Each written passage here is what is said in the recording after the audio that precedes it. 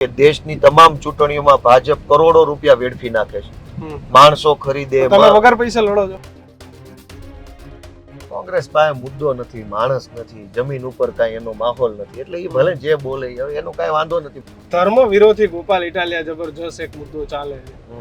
તમારા જૂના વિડીયો લઈ અને માર્કેટમાં અત્યારે કે ભાઈ ગોપાલ ઇટાલિયા તો ધર્મ વિરોધી છે ને આ વાત કરે છે, બ્રાહ્મણ વિરોધી છે ને હિન્દુ વિરોધી ચિતરવામાં. ખરેખર તમે એવા છો?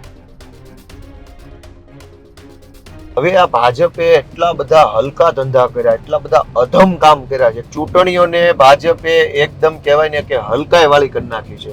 ગુંડાઓ, પોલીસ, બુટલેગરો, માથાભારે માણસો, પથ્થરમારો કરવો, બેનર ફાડી નાખો. તમારા માટે સરળ ઉમેદવાર કોણ છે, કિરીટભાઈ કે નીતિન રાનપરિયા? રાહુલ ગાંધી પોતે સ્વીકારે છે કે અહીંયા છે ને લગ્નના ઘોડા જાજા છે ને રેસના ઓછા છે. ભજીયા રાખ્યા છે કે નહીં રાતે ગામડાઓમાં? ખવડાવો છો ભજીયા કે એવું કઈ? ભાઈ અમારે પબ્લિક નું તેલ કાઢવું નથી, ભજીયા ખવડાવવા નથી. જે ભજીયા ખવડાવી તેલ કાઢે છે. એમએલએ બનવાનું સ્વપ્ન હતું આમ પહેલેથી ક્યારેય?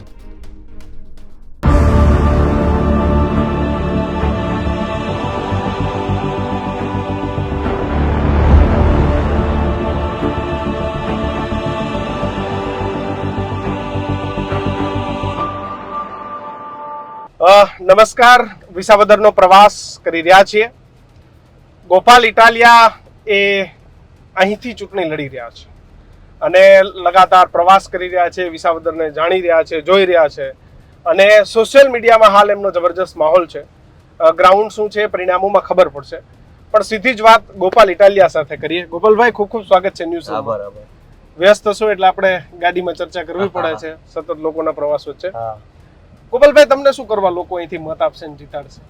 કામ કરવા માટે, કામ કરવા માટે, લોકોની મદદ કરવા માટે, લોકોને ઉપયોગી બનવા માટે, એમની વાત સાંભળવા માટે અને એમની વેદના ગાંધીનગર વિધાનસભા સુધી પહોંચાડવા માટે લોકો મને મત આપશે. તો એવું બીજા લોકો કેમ નહીં કરી શકે ને ગોપાલ ઇટાલિયા જ કરી શકશે? બીજા લોકો એવું કરવાના હોતે તો કરી નાખ્યું હોતે ને. સરકાર ભાજપની જ છે, કરવાના જ હોતા તો કઈ મારા માટે બાકી ના રાખ્યું હતું. તો બીજા બધા જ લોકો ઉપર જનતાએ એક એક વખત અખતરો કરી લીધો છે, પણ થયું નથી એવું. એટલે લોકોને ખ્યાલ છે કે હવે આ કામ ગોપાલ ઇટાલિયા કરી શકે એવો સક્ષમ માણસ છે, એવો હોશિયાર માણસ છે, એવો હિંમત વાળો માણસ છે, માટે ગોપાલને એક તક આપવી જોઈએ, આવો લોકોનો અભિપ્રાય છે. તો ગ્રાઉન્ડ ઉપર જાઓ છો તો કેવા પ્રશ્નો મળે છે અને તમે લોકોને શું વાત કરો છો? કારણ કે લોકોએ ભાજપને મોકો આપી દીધો, કોંગ્રેસને આપી દીધો ને આમ આદમીને આપેલો જ હતો, ભૂપતભાઈને મોકો. તો તમને ગ્રાઉન્ડ ઉપર જઈને કંઈક તો આશ્વાસન આપવું પડતું હશે ને લોકોને, ભયા કરીશું. બિલકુલ. એક તો ગ્રાઉન્ડ ઉપર હું જાઉં છું તો અલગ અલગ સમાજ અને અલગ અલગ વર્ગના લોકોને હું મળું છું. હું આમ તો છેલ્લા 2.5 મહિનાથી અહીંયા છું. 2.5 મહિનામાં મેં લગભગ તમામ ગામ અને લગભગ જ્ઞાતિના આગેવાનો, વડીલો, યુવાનોને હું મળી ચૂક્યો છું. ખેડૂતોના પ્રશ્નોમાં પાણીનો પ્રશ્ન છે, ટેકાના ભાવની ખરીદીના ભ્રષ્ટાચારનો પ્રશ્ન છે, ખેડૂતોને ખાતરનો પ્રશ્ન છે, દવા બિયારણનો પ્રશ્ન છે, જમીનમાં આપણે આ ખેડૂતોના પ્રશ્ન છે.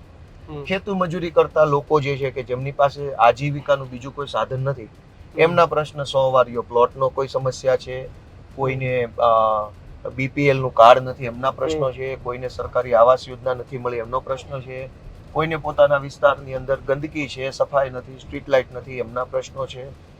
આ સિવાય રત્ન કલાકારો છે તો રત્ન કલાકારોનો એમનો પ્રશ્ન છે, હીરામાં મંદી છે, છોકરાઓને ભણાવવા માટે, દવાખાનાના ખર્ચાને પહોંચી વળવા માટે કોઈ વ્યવસ્થા નથી એનો પ્રશ્ન છે. મહિલાઓના પ્રશ્નો, મહિલાઓ એક બેને મને સરસ વાત કરી કે અમારી દીકરીઓ ભણાવવી તો છે પણ બસ ક્યાં, તો શું અમારે દરરોજ તાલુકે છોકરી મૂકવા જવાની? તો અનેક ગામડામાં સરકારી બસ નહીં આવવાનો પ્રશ્ન બહેનો કહી રહી છે. મને અલગ અલગ 5 ગામમાંથી સભામાં આવેલી બહેનો એવું કીધું કે અમારા ગામમાં બસ નથી આવતી, તો અમારે કંઈક દવાખાનાનું, સ્કૂલનું બીજું કામ હોય કેમ જવાનું? પુરુષ તો ચલો 2 વ્હીલ લઈને વયો જાય, બધા પાસે 2 વ્હીલ ન હોય, અને 2 વ્હીલ હોય તો કઈ પેટ્રોલ ભરાવાના કઈ એવા પૈસા હોતા નથી. તો બહેનોએ બસનો સમસ્યા બહુ મોટા પાયે રજૂ કરી કે સરકારી બસો પેલા અમારા ગામમાં કે 3 આવતી, કોઈ કે અમારા ગામમાં 5 આવતી, હવે એકઈ નથી આવતી. તો આ વિસ્તારના આ બધા પ્રકારના નાના મોટા અનેક પ્રશ્નો છે અને એ પ્રશ્નો ઉપર મેં લોકોને બાહેધરી આપી છે કે પ્રશ્નમાં જે પ્રશ્ન સરકારી પ્રક્રિયાને લગતો પ્રશ્ન હશે એનું તો હું સોલ્યુશન લાવી દઈશ. આધાર કાર્ડ કાઢવું, કેવી રીતે ચૂંટણી સરકાર તો તમારી છે નહીં. અરે ભાઈ, જે પ્રશ્ન પ્રક્રિયાનો છે, પ્રોસેસનો પ્રશ્ન છે, એમાં સરકારની જરૂર નથી. અચ્છા. પ્રોસેસ શું છે કે આધાર કાર્ડ કઢાવવું છે તો એની કોઈ પ્રોસેસ છે, એમાં સરકારની મંત્રીની મહેરબાની જરૂર નથી. બસ જે માણસ બેઠો હોય એ સમયસર પ્રોસેસ ન કરતો હોય તો એની હારે રહીને એને ફોન કરીને સમજાવીને જે કેવું પડે કહીને પ્રોસેસ કરાવવાની. ધારો કે વારસાઈ કરાવવાની છે, ધારો કે આવકનો દાખલો કઢાવવાનો છે, ધારો કે વન વિભાગ પાસેથી એનઓસી લેવાનું છે, ધારો કે બેંકમાં ખાતું ખોલાવવાનું છે, ખાતું બંધ કરાવવાનું છે, લોન ક્લોઝ કરાવવાની. તો આ તમામ પ્રકારના કામો છે એ પ્રોસેસને લગતા કામો છે. ધારો કે નવું વીજળીનું કનેક્શન લેવું છે ખેતરમાં અથવા ઘરે, ધારો કે કનેક્શન ટ્રાન્સફર કરવું છે, આ તમામ કામ કિશનભાઈ પ્રોસેસના કામો છે. જે કામ મારી જેવો વકીલ હોય, ભણેલો માણસ હોય, સક્ષમ માણસ હોય કરાવી શકે છે. સરકાર આવે કે સરકારના કિરીટભાઈ ભણેલા જ છે ને? હું એ જ કહું છું. અને નીતિનભાઈ ભણેલા જ છે, કઈ અને બીજા ઘણા બધા ઉમેદવારો છે. કઈ વાંધો નહીં, હું એને જ જવાબ આપું છું કે ભાજપ પાર્ટી એ મોટા માણસોની, મોટા નેતાઓની, રૂપિયાવાળાની પાર્ટી છે. એને આવા નાના નાના કામ દેખાતા જ નથી. જો એમની પાર્ટી નાના કામ કરવા વાળી પાર્ટી હોત તો આજ લોકોએ કેમ મામલતદાર ઓફિસ ધક્કા ખાવા પડે છે? હું એ જ કહું છું કે લોકોની સમસ્યા બહુ નાની સમસ્યા છે, બહુ જ નાની. અને ભાજપ પાર્ટી મોટા માણસોની છે. નાના માણસોનું નાનું કામ મોટી પાર્ટીના મોટા માણસો કરવાના નથી. એટલે નાના માણસોએ નક્કી કર્યું કે આપણે જેવો છોકરો આવે તો આપણું કામ કરશે. ઘર લીધું છે કે લેવાના છો જીતી ગયા પછી? ભાડે રહું છું અહીંયા. તો હું તો જીતી ગયા પછી પહેલાનો પ્રશ્ન નથી. હું તો લાઈફ ટાઈમ ભાડે રહેવા વાળો માણસ.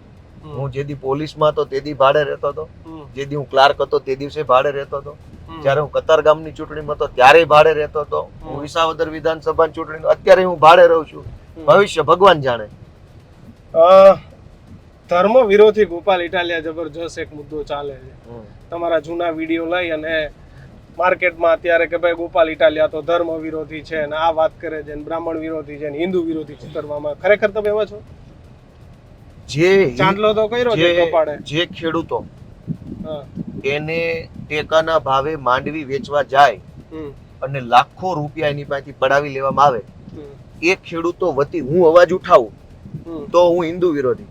પણ જે માણસો ચૂપ રહે, મૂંગા રહે અને તમાશો જોવે ખેડૂતોને લૂંટાતા હોવાનું, એ લોકો હિન્દુ સમર્થક થઈ ગયા. અમરેલીમાં જે હોય તે, જે લોકો સર્ટિફિકેટ વેચવાની દુકાન ખોલીને બેઠા છે, કોણ હિન્દુ અને કોણ હિન્દુ નથી, એ સર્ટિફિકેટ જે કાર્યાલયમાંથી નીકળે છે એ સર્ટિફિકેટ આપનારા ગુજરાતના તમામ લોકોને મારે પૂછવું છે કે અમરેલીમાં એક હિન્દુ દીકરીની લાજ લૂંટાય, સરઘસ કાઢવામાં આવે ત્યારે ગોપાલ ઇટાલિયો અવાજ ઉઠાવે તો ગોપાલ ઇટાલિયો હિન્દુ વિરોધી. અને એક દીકરીનું દ્રૌપદીની જેમ ચીરહરણ થતું જે લોકો ચૂપચાપ જોઈ રહ્યા છે, એક શબ્દ નહોતા બોલ્યા, એ લોકો હિન્દુ પ્રેમી થઈ ગયા. જે આ વિસાવદર વિધાનસભાની અંદર ખેડૂતોને ખાતર નથી મળતું, ગરીબોને અનાજ નથી મળતું, સામાન્ય માણસને બીપીએલ કાર્ડ નથી મળતું, એ બધા હિન્દુઓ જ છે. એના વતી અમે લડીએ છીએ. ઇકોઝોન માટે અમે લડીએ છીએ. ઇકોઝોનમાં 95% ખેડૂતો હિન્દુઓ છે. એમની જમીનના ભાવ ઘટી ગયા, એમને જંગલ ખાતાનો ત્રાસ સહન કરવો પડે. અમે એ ખેડૂતો માટે લડીએ છીએ તો અમે હિન્દુ વિરોધી. અને જે સર્ટિફિકેટ વેચનારા લોકો છે કે જે લોકો ઇકોઝોન ઉપર એક શબ્દ નથી બોલતા, એ લોકો અમને ઈ નક્કી કરશે કોણ હિન્દુ કોણ. એ જે વિડીયો હતો એનો પરિપ્રેક્ષ જે તે સમયે અલગ હતો ને એનો અત્યારે અલગ રીતે ઉપયોગ થઈ રહ્યો છે ભાઈ. એ તો રાજકારણ છે, આમાં આવું રહેવાનું જ છે, એની કોઈ મતલબ નથી. રાજકારણમાં અમારા સિવાય બધી પાર્ટી આવું જ કરતી હોય. આવું જ રહેવાનું તો તમે શું કરવા રાજકારણમાં? અમે નથી કરતા. હું એ જ કહું છું, રાજકારણમાં અમારા સિવાયની બધી પાર્ટીઓ આવું જ કરતી હોય છે. કોન્ટેક્સ્ટ અલગ હોય ને વાત અલગ કરી નાખે, એનો ધંધો છે. તમે ચૂંટણી વિસાવદરના મુદ્દા પર લડો ને. હિન્દુ મુસલમાન તો તમે બેંક લઈ આવ્યા કિરીટભાઈની, તમે કિરીટભાઈની પેલી મંડળી વાળું કઈક પૈસા ઉપડી ગયા એવી વાત લઈને આવો છો, તો એ મુદ્દાઓ પણ વિસાવદરના જ છે. વિસાવદરના જ છે ને. તો મંડળી ક્યાંની છે? વાંદરવડ ગામ ભેસાણ તાલુકામાં આવ્યું, ચણાકા ગામ ભેસાણમાં આવ્યું, કાલસારી છે અહીંયા વિસાવદરમાં આવ્યું, તો મેંદપરા છે ભેસાણમાં આવ્યું. તો આ ગામની જ વાત કરું છું.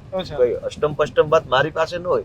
ભાજપ પાસે કોઈ મુદ્દો નથી, કોઈ કઈ અહીંયા કહેવા જેવું એનું કામ નથી. સરકાર 40 વર્ષથી ભાજપની છે, સાંસદ સભ્ય 15 વર્ષથી ભાજપના, જિલ્લા પંચાયત 10 વર્ષથી ભાજપની છે, છતાં એક ગણાવી શકાય એવું કામ નથી. એટલે હિન્દુ મુસલમાન પાકિસ્તાન આવું હવે ભેસાણમાં આવું કરવાનું?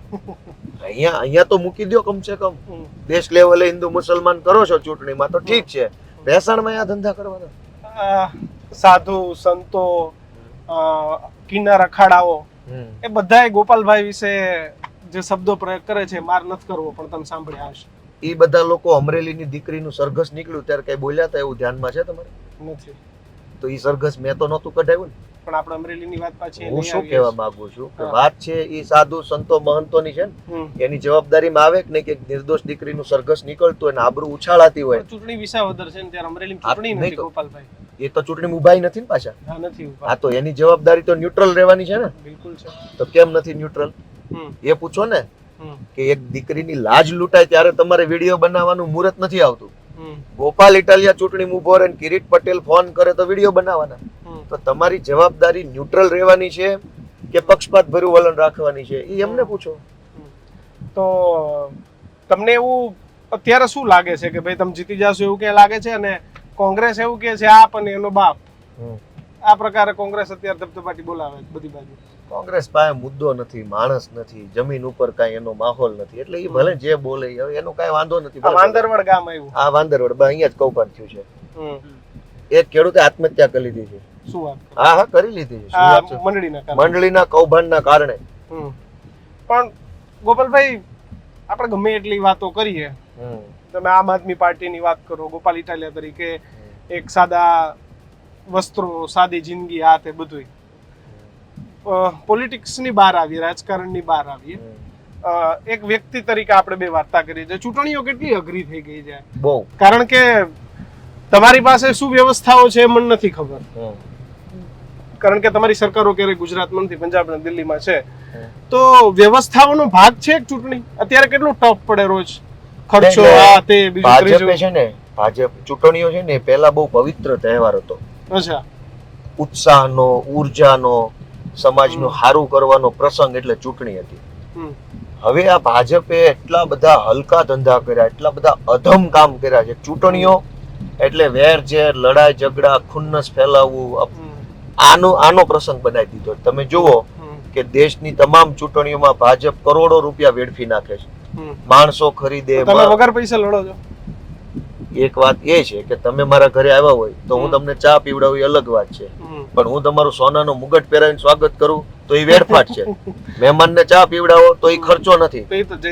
તો જેવી જેની કેપેસિટી. આ તો એ કેપેસિટી 2 નંબરના રૂપિયાથી આવેલી છે ને, એ તો કહેવા માંગુ છું. ઈ કઈ પાણા ભાંગવા તો જાતા નથી, કપાસ વીણવા જાતા નથી, કેરી વેડવા જાતા નથી, છતાંય કરોડો રૂપિયાની કેપેસિટી ભાજપ વાળા પાસે કેમ છે?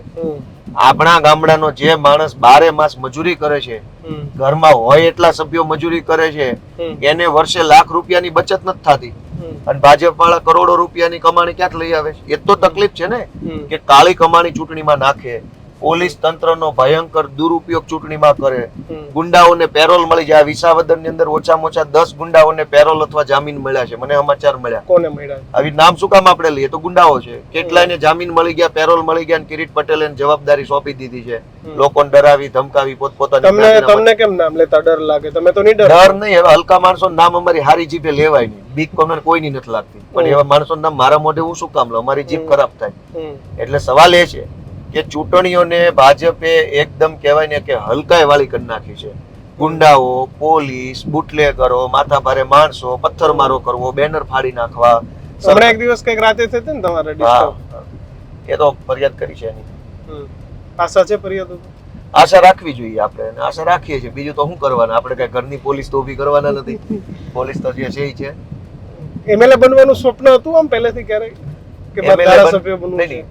માને હંમેશાથી એક સારો માણસ કેમ બની શકું, લોકોને ઉપયોગી થાય એવો માણસ કેમ બની શકું, કોક આપણી પાસે આવ્યું હોય તો આપણે એની વાત ધીરજથી કેમ સાંભળી શકીએ, એવો માણસ બનવાની ઈચ્છા હંમેશાથી છે, ભવિષ્યમાં રહેશે. મારે એવો માણસ બનવું છે. કેમ કે એમએલએ છે ને 5 વર્ષ પૂરતું બનવાનું થાય, બીજી વાર નોય બનો. પણ એકવાર તમે સારો માણસ બની જાવ તો તમે જીવો ત્યાં સુધી હારા રહી. એના માટે એમએલએ ના સર્ટિફિકેટ ની જરૂર ખરી? એમએલએ અલગ એડિશનલ વાત છે, એ એડિશનલ વાત છે. તમે હાલીને દ્વારકા જતા હો, તમને કોઈક સાયકલ આપે, તમે જલ્દી પહોંચો, એવી વાત છે. એટલે એમએલએ છે એ એડિશનલ છે. મૂળભૂત રીતે આપણે બધાએ સારો માણસ બનવાનું હોય, સમાજ ઉપયોગી માણસ બનવાનું હોય, સમાજની ખૂબીઓને આપણે ઉજાગર કરીએ અને ખામીઓને દૂર કરવાનો કોશિશ કરીએ, એવો માણસ બનવાનું બધાય હોય. પછી બાકીના કોઈ કલેક્ટર બન્યું, કોઈ પ્રાંત બન્યું, કોઈ પીએસઆઈ બન્યું, કોઈ ધારાસભ્ય બન્યું, એ બધું વ્યવસ્થાનો ભાગ છે. કોન્ફિડન્સ છે કે ઓવર કોન્ફિડન્સ છે કે સારા વક્તા છો એટલે વધારે કોન્ફિડન્સ છે, સારું બોલી શકો છો? રાજકારણમાં જે બોલે એ બહુ જોરદાર ચાલે. નહીં, મને મને કોન્ફિડન્સ અને કાં ગોઠવણ હોય એ માણસ જોરદાર ચાલે. ગોઠવણ તો અમારી શું હોય, અમે તો આમ આદમી છે, નાના માણસો, અમારી ગોઠવણ શું હોય? અમારી પાસે ક્યાં પોલીસ છે, અમારી પાસે ગુંડા પૈસા કાંઈ નથી. મને મારી મહેનત ઉપર ભરોસો છે. કોઈ કોન્ફિડન્સ ને ઓવર કોન્ફિડન્સ એવું કાંઈ નથી. મેં 2-2.5 મહિના સુધી ગામડે ગામડે જઈને એક એક માણસને, એક એક ગામમાં, એક એક જ્ઞાતિને મળીને લોક સંપર્ક જે બનાવ્યો છે, લાગણીનો સંબંધ ઉભો કર્યો છે, એમની હારે મેં મારા આત્માનું જોડાણ કર્યું છે. એ વાત ઉપર મને ભરોસો છે કે ભાઈ મેં જે કામ કર્યું છે એ લેખે લાગશે. બસ એક એટલા દિવસથી ફરો છો, આપણે હેપીનેસ ઇન્ડેક્સ ની વાત કરતા હોઈએ કે ભાઈ માણસના જીવનમાં એક સરસ જીવન હોય, સારું જીવન. માઇગ્રેશન જોયું છે કે માઇગ્રેશન ઉપર કોઈ વસ્તુ તમે ચેક કરી છે કે અહીંયા કેટલું માઇગ્રેશન છે, કેટલા વડીલો વયોવૃદ્ધો એકલા જીવન કાઢે છે અને ગામડાઓ ખાલી થઈ ગયા છે? આના માટે કઈ વિચાર છે કે બસ ખાલી છે જ માઇગ્રેશન? અને એના માટે કઈ વિચારો છો? બિલકુલ. પહેલા તો આ તમે બહુ સારી વાત કાઢી. રાજકારણમાં આવા જ મહત્વના મુદ્દા પર ચર્ચા થવી જોઈએ. કારણ કે બધું જ હોય પણ જો માણસ પાસે એનો પરિવાર અને એની હાસી ખુશી ના હોય તો નકામું છે બધું. આખા કાઠિયાવાડમાં સૌથી વધુ માઇગ્રેશન એટલે કે પલાયન એટલે કે સ્થળાંતર છેલ્લા 20 વર્ષોમાં જુનાગઢ, અમરેલી, ભાવનગર, બોટાદ અને સુરેન્દ્રનગરનો કેટલો કિસ્સો. આ પંથકમાંથી છેલ્લા 20-25 વર્ષોમાં જબરજસ્ત સ્થળાંતર થયું. શું કામ? એના મુખ્ય 3-4 કારણ છે. એક કે આપણા કાઠિયાવાડ આખામાં ઉદ્યોગો મર્યાદિત છે. બિલકુલ. ભાવનગરમાં, અમરેલીમાં, જુનાગઢમાં તો જુનાગઢ અમરેલીમાં તો બિલકુલ નથી, બોટાદમાં નથી. એટલે ઉદ્યોગ વેપાર મર્યાદિત હોવાના કારણે ખેતી અને ખેતી મજૂરી સિવાય લોકો પાસે રોજગારનો વિકલ્પ ન હોય. હવે ખેતીની અંદર પાછું નવી સમસ્યા છે, પાણી નથી. સૌથી મોટી સમસ્યા પાણી, સિંચાઈનું પાણી નથી. એટલે ખેતી સમૃદ્ધ નથી. એટલે ઉદ્યોગ વેપાર ન હોવું અને સિંચાઈનું પાણી ન હોવું એ સ્થળાંતરના સૌથી મોટા 2 કારણો છે. પણ એના સિવાય એક ત્રીજું મહત્વનું કારણ છે માથાભારે લોકોનો ત્રાસ. આખા સૌરાષ્ટ્રની અંદર અનેક એવા માથાભારે માણસો ભાજપે પેદા કર્યા છે, ભાજપે એને મોટા કર્યા છે, ભાજપે એને હોદ્દા આપ્યા, ટિકિટ આપ્યા અને એવા ગુંડાઓ બનાવ્યા છે કે જે ગુંડાઓની સાથે રહી શકાય નહીં. એટલે માણસ શાંતિની તલાશમાં, માત્ર પૈસા માટે નહીં, ગામની અંદર કોઈ માથાભારે માણસ હોય એનાથી ડરીને જીવવું એના કરતા શહેરમાં કે નાની ઝૂંપડીમાં રહીએ પણ આમ સ્વતંત્ર રહેતા હોય એવું લાગે. તો ભાજપની કેશુ બાપા જયારે અહીંયા હતા ત્યારે એવું કહેતા કે દાદો એક હનુમાન દાદો, બીજો કોઈ નહીં. આ વાક્ય ગુંડાઓના વિરુદ્ધમાં બોલતા, કેમ કે એ જમાનામાં ગુંડા ખૂબ હતા. પણ કેશુ બાપાએ ગુંડા નાબૂદી કરી. એમના ગયા પછી ભાજપે ગુંડાઓને પકડીને ટિકિટો આપી, હોદ્દાઓ આપ્યા, ચેરમેનો બનાવ્યા, બધું જ બનાવ્યા. તો પહેલો પ્રશ્ન ઉદ્યોગ વેપારની વ્યવસ્થા, બીજો પ્રશ્ન સિંચાઈનું પાણી, ત્રીજો પ્રશ્ન સામાજિક સુરક્ષા એટલે કે ગુંડાઓથી સુરક્ષા. આ 3 મહત્વના પ્રશ્નોને કારણે મોટા ભાગના લોકોનું સ્થળાંતર થતું હોય એવું મારું માનવું છે. એના માટે કઈ છે પ્લાન? એના માટેના પ્લાન 2 છે, જેમાં સૌથી હેલો પ્લાન એક ઈ છે કે પહેલા તો ગુંડા ઉપર કંટ્રોલ કરવામાં આવે. દરેક માણસ કઈ રૂપિયા લેવા શહેરમાં જાય છે એવું નથી. લોકોને અહીંયા શાંતિ મળે છે. ગુંડાઓ ઉપર કંટ્રોલ લાવવું એ પહેલું કામ છે. બીજું કામ સિંચાઈના પાણીની વ્યવસ્થા, જે બહુ આસાન કામ છે. શું કામ? અહીંયા ગિરનાર પર્વત છે, અલગ અલગ અનેક ધાર છે, હજારો લીટર ક્યુસેક પાણી જે કહેવાય એ વહી જાય છે. સરકાર એક ડેમ હારો નથી બનાવી શકતી. અલગ અલગ ગામડામાં, અનેક ગામડામાં ખેડૂતોએ મને કીધું કે અમારા ગામમાં ફલાણી જગ્યાએ અહીંથી આની વચ્ચે ડેમ બની જાય ને તો 10 ગામમાં પાણીની સગવડ થઈ જાય એમ છે. સરકારે સર્વે કરવાની જરૂર નથી, એન્જિનિયરોને પૂછવાની જરૂર નથી. ગામના લોકોને ખબર છે ક્યાં ડેમ બનાવો તો કેટલું પાણી આવશે, પણ સરકારની ઈચ્છા શક્તિ નથી. આ પંથકમાં ક્યારેય ભવિષ્યના 100 વર્ષોમાં પાણીની તકલીફ ન પડે એવો આ વિસ્તાર છે. શું કામ? કે ગિરનાર ઉપરથી પાણી જેટલું આવે છે પણ કોઈ રોકતું નથી, પાણી બધું વયું જાય છે. તો પહેલો પ્રશ્ન ગુંડા નાબૂદી, બીજો પ્રશ્ન સિંચાઈનું પાણી. આ 2 પ્રશ્નનો હલ થઈ જાય એટલે ખેતી સમૃદ્ધ થાય, વેપાર પણ સમૃદ્ધ થાય, નાના મોટા ઉદ્યોગ આવે તો સ્થળાંતર અટકી જાય. ભજીયા રાખ્યા છે કે નહીં રાતે ગામડાઓમાં? ખવડાવો છો ભજીયા કે એવું કઈ? ભાઈ અમારે પબ્લિક નું તેલ કાઢવું નથી, ભજીયા ખવડાવવા નથી. જે ભજીયા ખવડાવે એ તેલ કાઢે છે, અમારે એ કામ જ નથી. એટલે ભજીયા ચાલે છે કે નથી ચાલતા એમાં કાઠિયાવાડ? મને ખબર નથી, હવે ભજીયા તો ખબર નહીં હવે હું હોય. તમે રાખ્યા કે તમે નથી રાખ્યા? ના આપણી પાસે પૈસા જ ક્યાં છે તો કેમ રાખવાના? ગોપાલભાઈ, તમારા માટે સરળ ઉમેદવાર કોણ છે, કિરીટભાઈ કે નીતિન રાનપરિયા? એમાં સરળ ને અઘરું ન હોય. યુદ્ધમાં ઉતરેલા સૈનિક માટે બધું યુદ્ધ જ હોય. આ સૈનિક આવશે તો હેલવું પડશે ને ઓલો એવું ન હોય. બધું લડવાનું છે પોતપોતાના અમે અમારા સિદ્ધાંતોથી લડીએ છીએ અને એ સિદ્ધાંતો હારે બાંધછોડ કરીને લડે છે. બસ આ તકલીફ છે. એ લોકો માટે તળિયે ઉતરવાનો કોઈ છેડો જ નથી કે કેટલું નીચે ઉતરશે. અને અમારે એક મર્યાદા છે કે અમે આનાથી નીચેનું કામ નહીં કરીએ. ભાઈ યુટર્ન મારજો. કોંગ્રેસના પાટીદાર નેતાઓ એ જબરજસ્ત લડી રહ્યા છે કે આને અમારું રાજકારણ પતાવી દીધું હોય. એટલે કોણે? આમ આદમી પાર્ટીએ. ના, અમે ક્યાંથી પતાવી દીધું? બધાય 2-3 હજાર વોટે હાર્યા છે ને આમ આદમી પાર્ટી 4-4, 5-5 કે 10-10 હજાર ભાઈ વોટ અમે કાપી નહોતા તે દિવસે કોણે હરાવ્યા હતા એને? ને તેથી જીતાતા જ ને 17 સરકાર બની ગઈ. સરકાર નથી. તો સરકાર 40 વર્ષથી કોણે રોકી છે? અમે રોકી છે. તો રાહુલ ગાંધી એમ કે અમારે હરિયાણા દિલ્હીનો બદલો લેવાઈ ગયો છે ને હરિયાણાનો ભાઈ લેવાનો. દિલ્હી ને હરિયાણા ખોટી વાત છે. રાહુલ ગાંધી પોતે સ્વીકારે છે કે અહીંયા છે ને લગ્નના ઘોડા જાજા છે ને રેસના ઓછા છે. હવે લગ્નના ઘોડા લઈને તમે રેસમાં ઉતરો તો હારવાના છો. એમાં અમે શું કરીએ? અને રાહુલ ગાંધીએ લગ્નના ઘોડા ને રેસના ઘોડા નોખા પાડવાનું અભિયાન આદર્યું. વાતને 2 મહિના થયા. હજુ નક્કી નથી થતું કયો લગ્ન વાળો છે ને કયો રેસ વાળો. હવે ઈ એની પાર્ટીમાં આટલો નિર્ણય નથી લઈ શકતા અને રોદણા અમારા નામના રોવાના, અમને ગાળો દેવાની. દિલ્હી ને હરિયાણા ને ગુજરાતમાં ક્યાં લાવો? તમારા લગ્નના ઘોડા મૂક્યા ઘરે. તમે તમારો લગ્નનો ઘોડો નોખો નથી કરી શકતા. રેસના ઘોડા ઘરે બેઠા છે, લગ્નના ઘોડા ડિસ્કો કરે છે. અને દરેક ચૂંટણી, અમુક ચૂંટણીમાં ઈવીએમ નો દોષ કાઢવાનો, અમુક ચૂંટણીમાં ગોપાલ ઇટાલિયાનો કાઢવાનો, અમુક ચૂંટણીમાં આમ આદમી. એવું થોડું હોય. તમે તમારી પાર્ટીમાં જોવો ને ભાઈ.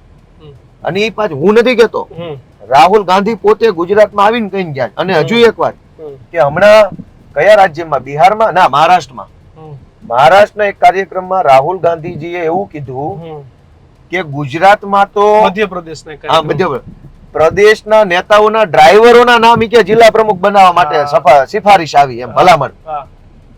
તો આ બધા જે અમારા નામના રોદણા રોવે છે કોંગ્રેસના નેતા, એને કોક તો સમજાવો કે તમે તમારા ડ્રાઈવરોને જિલ્લા પ્રમુખ બનાવો તો ચૂંટણી તમે હારવાના જ છો. એમાં ગોપાલ ઇટાલિયા શું કરે?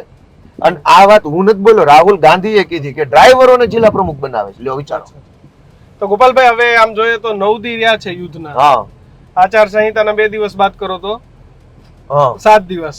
શું આશા રાખો છો? તમને કેવી રીતે શાંતિપ્રિય માહોલમાં તમારું બધું કામકાજ થવા દે છે? આશા એવી છે ભાઈ, કઈક જમણી સાઈડ લેવાના આવશો.